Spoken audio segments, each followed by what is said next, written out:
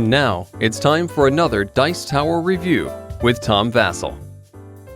Hey folks, today we're taking a look at AssassinCon. Now AssassinCon is the one time a year when all assassins come together for convention and there's seminars and so on and so forth, but they also have a game. So in this game you're trying to take out the other assassins. You're not really killing them, it's just a game, even though your job is pretty much a repulsive occupation, but what have you. AssassinCon is where players are trying to chase after someone else while someone else is chasing after you. I kind of played this game in college with rubber bands. I do not think this is the same. We'll see.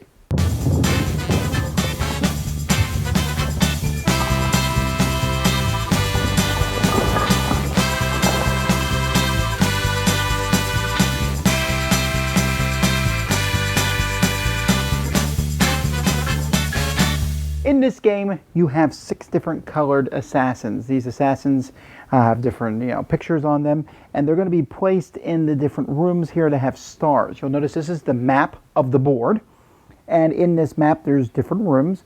If 2 guys are in the same room, one of them has the opportunity to kill the other. But also, if you are in the sniper booth, you'll notice a red target there. You can kill anyone in these 3 rooms, the red rooms. If you're in a security office, you can kill anybody in a blue room. And if you are in the electrical room up here, you can kill anyone in a yellow room. Now, you're going to have a deck of cards for each color. And you're going to turn these upside down and shuffle them up, and then everyone's going to get one, and that's the color that you are.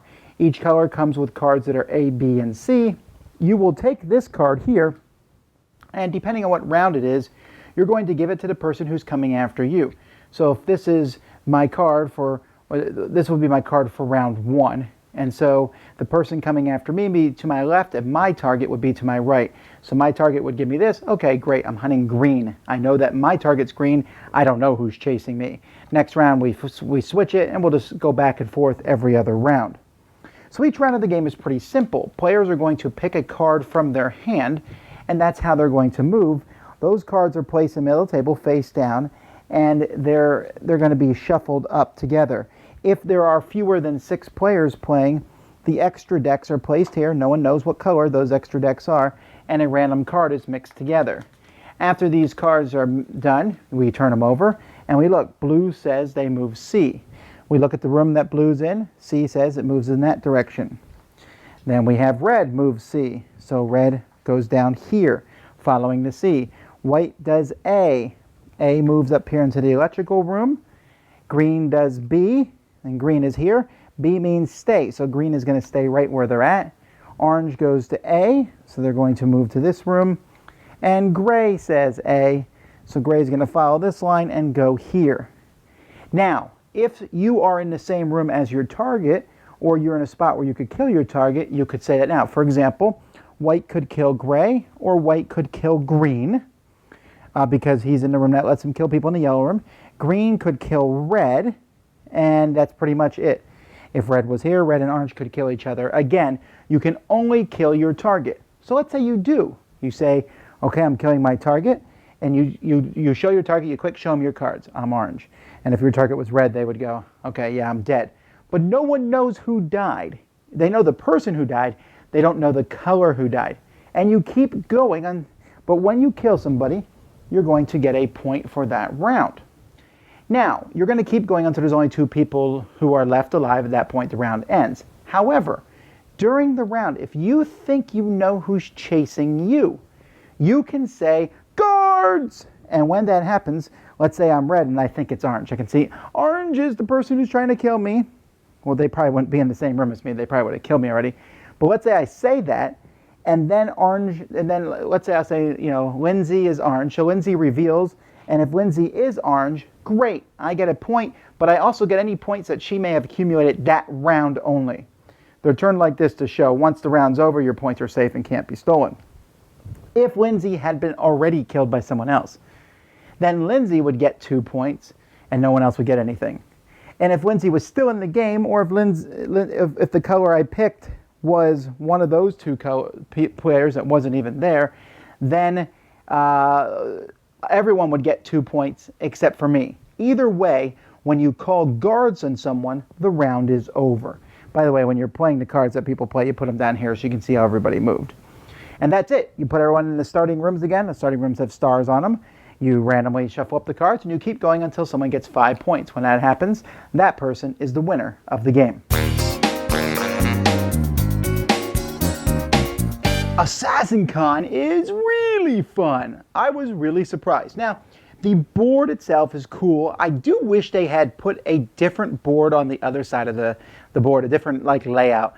The layout is a very good layout, but I think 2 layouts could have added to the fun and just changed things up from game to game. That would be one of my complaints. The other complaint would be that these characters in the stands are not the best of quality.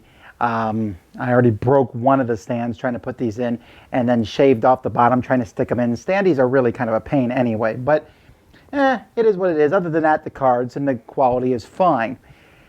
But the game itself is really intriguing. You're trying to figure out what to move, and so each turn everybody moves, and at first, the game gets very meta. When you first play, you'll probably be like, must go get my other, the person I'm after, must avoid the person chasing me.